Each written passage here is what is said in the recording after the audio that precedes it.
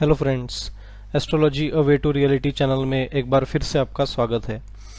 दोस्तों, आज हमारा स्टडी का विषय है लव मैरिज या अरेंज मैरिज, या तो लव अफेयर्स भी हम इसे कह सकते हैं कि किन लोगों की कुंडली में प्रेम संबंध हो सकते हैं या प्रेम विवाह किन के कुंडली में पॉसिबल है, तथा जो साधारण यानी कि अरेंज मैरिज होता है वो विवाह किन लोगों के कुंडली में पॉसिबल है।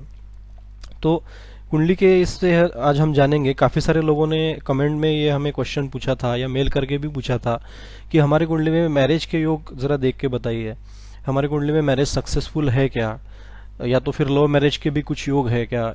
इस प्रकार से क्वेश्चन हमें काफ़ी सारे पूछे गए, तो सोचा कि आज इस टॉपिक को हम आगे बढ़ाते हैं। तो इस चीज़ को जानने के लिए एक सैम्पल कुंडली हम लेंगे। तो ये एक सैम्पल कुंडली है। इसमें फर्स्ट हाउस यानी कि लगन जिसे हम कहते हैं, उसके बाद सेकंड, थर्ड, फोर्थ और फिफ्थ हाउस जो कि सबसे इम्पोर्टेंट होता है, जिससे हम लव अफेयर, रोमांस, इमोशंस या तुम्हारी जो रिलेशंस जिसमें बनते हैं, तो एक इमोशनल अटैचमेंट जिसे हम कहते हैं लव या रोमांस का, उसे हम फिफ्थ हाउस के बारे में हम फिफ्थ हाउस से उसको देखते हैं। तो कुंडली में फिफ्थ हाउस से बहुत इंपॉर्टेंट होता है। अगर कि लव मैरिज तुम्हारे कुंडली में है तो फिफ्थ हाउस का जो स्वामी है उसका स्ट्रांग होना बहुत ही ज़्यादा ज़रूरी है। तो सपोज करके ये काल पुरुष की कुंडली है जिसमें मेष में लगन होता है। तो मेष लगन की ये कुंडली है, इसमें फिफ्थ हाउस में 5 अंक लिखा हुआ है, मतलब कि सिंह राशि इसमें फिफ्थ हाउस में मौजूद है। तो सिंह राशि के स्वामी जो सूर्य है, अगर वो मान लीजिए कि लगन में बैठे हुए हैं, तो लगन में सूर्य उच्च के हो जाते हैं, तो उनका जो स्थान है जिसके वो स्वामी है, मतलब कि पंचम स्थान, तो वो काफ़ी स्ट्रांग हो गया वो केस में। तो इसमें प्रबल चांस है कि इनका लव मैरिज हो सकता है। हालांकि इसमें शुक्र की पोजीशन भी देखना आवश्यक होता है।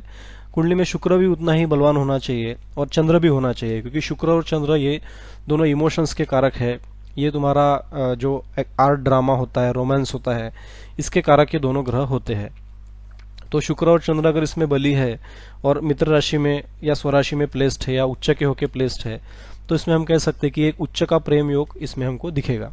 तो लगन में सूर्य उच्च का बैठा हुआ है और साथ ही साथ चंद्र और शुक्र की अच्छी पोजीशन है, तो काफ़ी बड़े खानदान में लव मैरिज होने का योग इसमें बनेगा, क्योंकि पंचम स्थान का स्वामी उच्च का होकर लगन में बैठा हुआ है।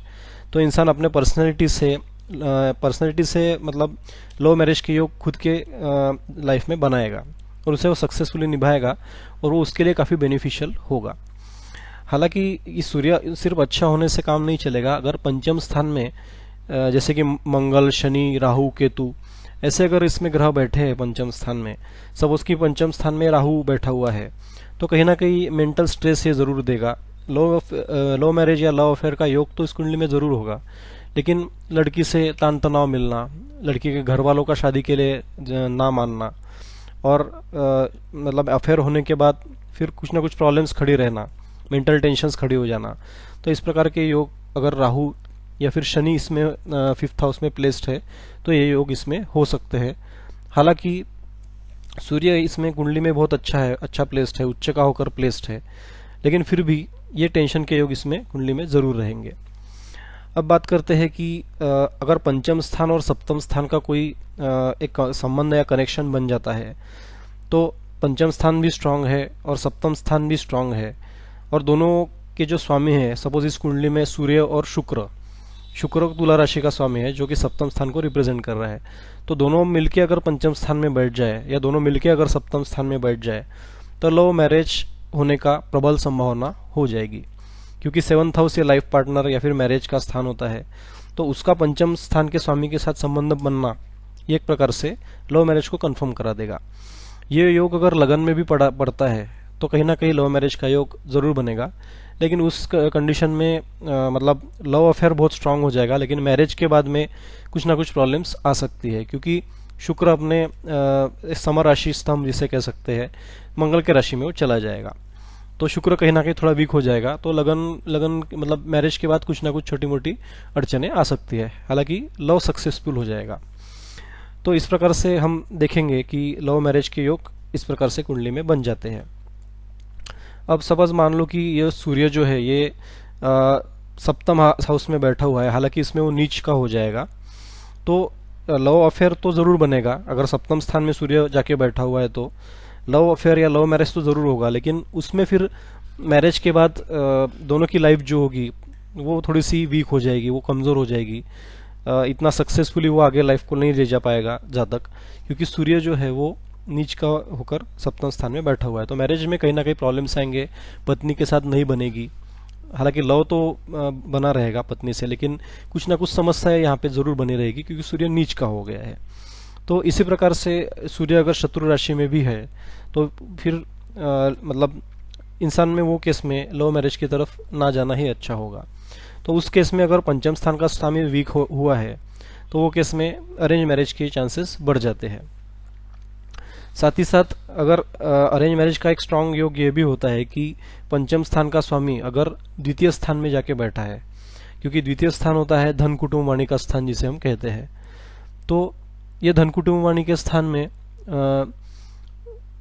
धन कुटुंब वाणी के स्थान में अगर सूर्य जाके बैठा हुआ है तो वो कुटुंब यानी कि जो फैमिली है उसकी बात मानेगा ज़्यादा तक, क्योंकि वो जो पंचम स्थान का स्वामी है मतलब उसका माइंड उठकर कुटुंब के स्थान में जाके बैठा हुआ है, तो वो फैमिली की बात मानेगा और उस प्रकार से अरेंज मैरिज का एक योग इसमें बन जाएगा।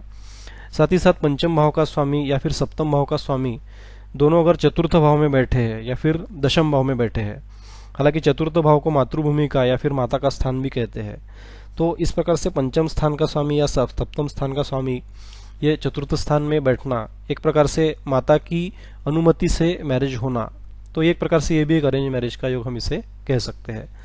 और साथ ही साथ दशम स्थान में अगर पंचम स्थान का स्वामी जाके बैठता है तो फिर या फिर सप्तम स्थान का स्वामी बैठता है तो पिता की अनुमति के बाद विवाह होना, तो एक प्रकार से ये भी एक अरेंज मैरिज के योग को कंफर्म करा देगा। तो द्वितीय स्थान, चतुर्थ स्थान और दशम स्थान में पंचम या सप्तम स्थान का स्वामी बैठा है या इन दोनों की युति भी है, तो कहीं ना कहीं ये मैरिज तो होगा, इसमें लव भी होगा, लेकिन वो परिवार की अनुमति के वजह से होगा। या तो हम कह सकते हैं कि मैरिज लव आफ्टर मैरिज होगा, यानी कि अरेंज मैरिज के बाद लव होने का योग इसमें बन जाएगा। तो एक प्रकार से अरेंज मैरिज का योग कंफर्म कर देगा। तो इस प्रकार से हमने जाना कि लव मैरिज और अरेंज मैरिज के योग इसमें कैसे बनते हैं। अब बात करेंगे कि ये लव मैरिज या अरेंज मैरिज कितने हद तक सक्सेसफुल हो सकते हैं, उसके लिए क्या योग है सक्सेसफुल होने के लिए। अब देखते हैं, ये सेम कुंडली है जिसमें हमने पंचम स्थान, लगन स्थान और सप्तम स्थान का रेड कलर में दिखाया है। तो लगन, लाइफ पार्टनर और तुम्हारा इमोशंस का जो स्थान है, जो रोमांस का स्थान है पंचम स्थान, उसको दिखाया है। साथ ही साथ इसमें येलो कलर में हमने हाईलाइट किया है 6, 8, 12 स्थानों को। तो छठा जो स्थान रहेगा वो तुम्हारे रोग, ऋण, शत्रु और दुर्घटना का स्थान है, जिसके मतलब रिलेशन में हम लोग हेल्थ इशू भी देखते हैं, मनी प्रॉब्लम्स देखते हैं, एनिमी से जो ट्रबल होते हैं, ट्रबल फ्रॉम दी एनिमीज, ये भी हम देखते हैं। तो इस प्रकार का ये जो स्थान है, षष्ठ स्थान, अगर इसमें तुम्हारा पंचम स्थान का स्वामी जाके बैठेगा तो कहीं ना कहीं वो हेल्थ इशू लाएगा लव अफेयर के बाद में, या तो फिर लव अफेयर के बाद में मनी प्रॉब्लम्स खड़ी कर देगा, या तो किसी को कर्जा दिया तो कर्जा किसी को हमने कर्जा दिया है तो वो उसके पैसे हमको नहीं मिलेंगे, या हम पे भी कर्जा हो सकता है। तो लव अफेयर इस कुंडली में टोटली निगेटिव रिजल्ट्स देगा अगर षष्ठ स्थान में पंचम स्थान का स्वामी बैठा है तो। और साथ ही साथ वो शत्रुओं से भय भी देगा, क्योंकि वो शत्रु स्थान को भी रिप्रेजेंट करता है, तो माइंड में हमेशा शत्रु की वजह से भय बना रहेगा। उसके बाद अष्टम स्थान में अगर पंचम स्थान का स्वामी है तो वो केस में सडनली लाइफ पार्टनर के साथ में या लव अफेयर में कहीं ना कहीं उतार चढ़ाव देखने को मिलेंगे, छोटे मोटे झगड़े हो सकते हैं, क्योंकि 8th हाउस ये एक प्रकार से डेथ हाउस हम इसको कहते हैं। तो एक बैड हाउस है, तुम्हारी बदनामी भी इसमें ज़रूर हो सकती है, क्योंकि पंचम स्थान जो है माइंड को रिप्रेजेंट करता है, इमोशंस को रिप्रेजेंट करता है, रोमांस को रिप्रेजेंट करता है। तो अगर इसका ही स्वामी अष्टम स्थान में जाके बैठे तो कहीं ना कहीं वो तुम्हारे माइंड में निगेटिविटी भर देगा और बदनामी के योग वो ला खड़ा कर सकता है। तो अष्ट स्थान में भी निगेटिव इम्पैक्ट मिलेंगे। तो इस केस में भी हमको लव मैरिज से बचना पड़ेगा।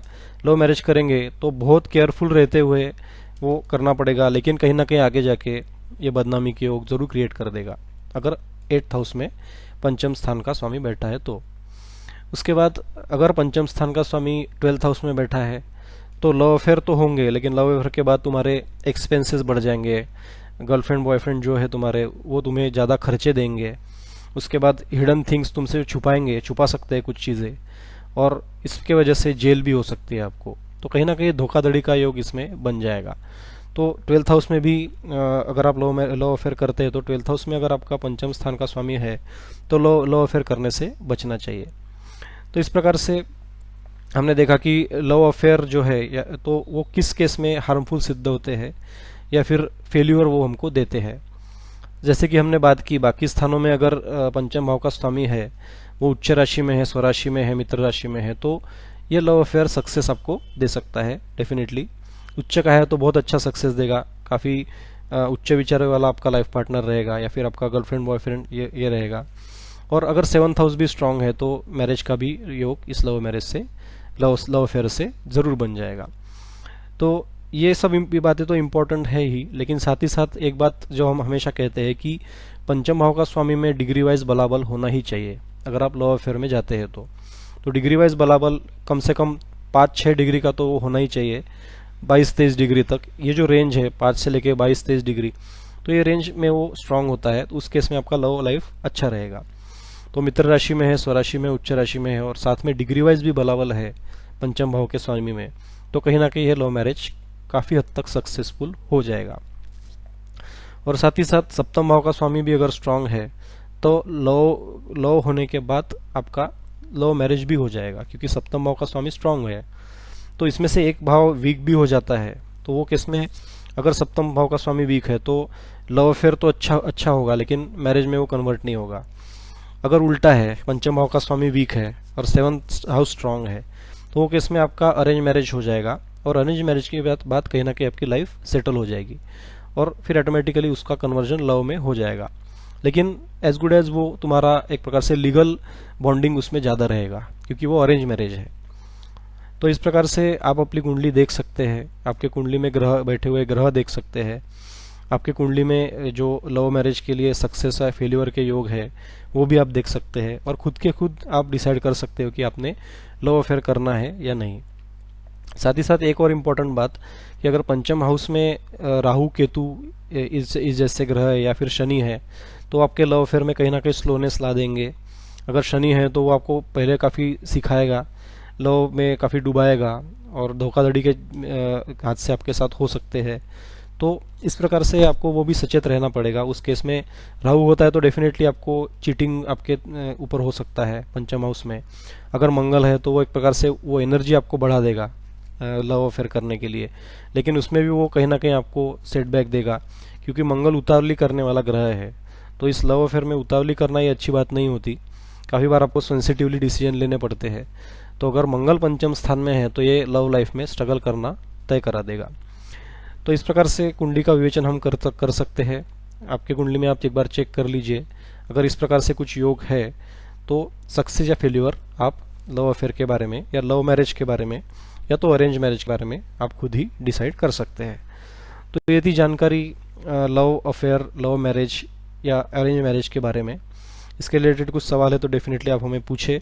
हमारा चैनल सब्सक्राइब ज़रूर कीजिए ताकि इतने अच्छे वीडियोस या फिर इससे और भी अच्छे आपके डिमांड के अनुसार हम वीडियोस बना सके, और इसमें जो भी कमियां रहेगी उसको हम आगे जाके फिलअप कर सके, ताकि आपका जो एस्ट्रोलॉजी का नॉलेज है वो बढ़े। तो thank you very much once again, and please subscribe our channel. Thank you.